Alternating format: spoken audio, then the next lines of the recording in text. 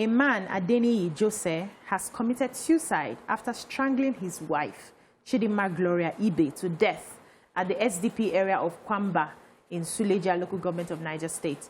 The late Jose was said to have taken a substance suspected to be sniper and was rushed to the Suleja General Hospital, where he was confirmed dead on Wednesday.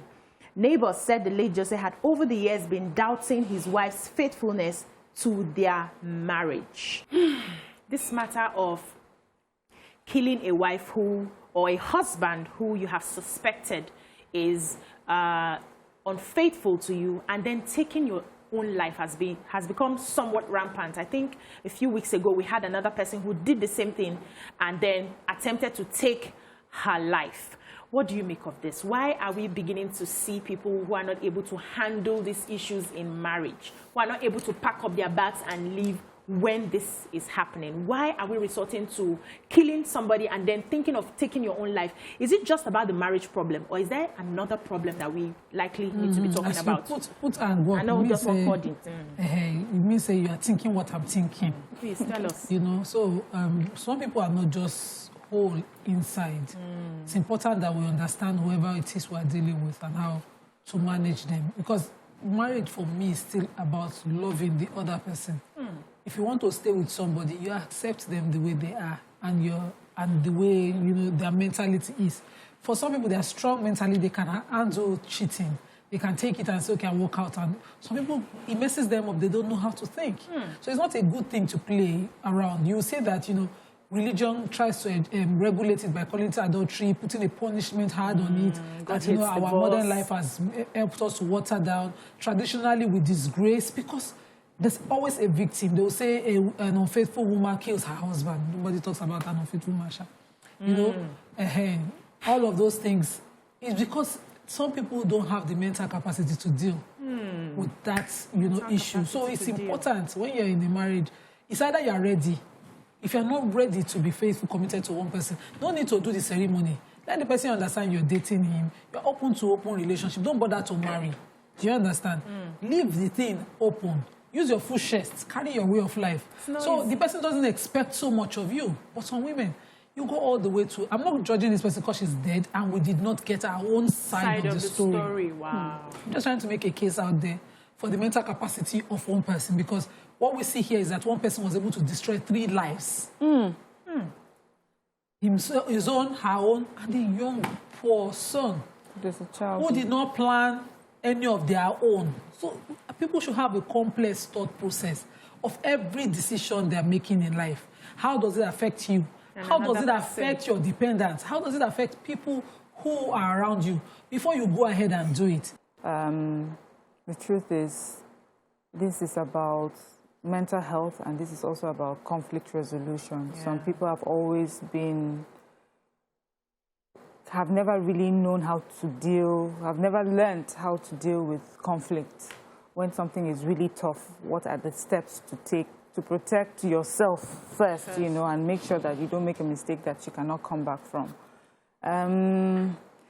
This is not something that's just happening. It's not like it's rampant now. It's just that I feel with social media, we're able to find these stories and, and it's a good thing because then we learn lessons from that. We learn lessons from those who have the tendencies to behave like this, and for those who find themselves with people like that, and hopefully maybe see the signs quick enough so that they can leave that area. But, the sad thing about people like this that determined to hunt you down and end a life is we have heard of those who have left marriages like that or relationships like that, and these people would find them until they have done that they have put in their mind to do. And it's just, in cases like that, you just pray also for a strong support system, for strong policies with the government, and social services, maybe provide protection for for any of the vulnerable spouse that find themselves in a situation like this. It's sad. Every time I read stories like that, I just feel sad. Like, this is the end. the death is the end of it. Everything. But it's also the beginning, especially when children are involved. And then the families also on the other side. Parents are involved. So imagine the parents of the victim, the first victim.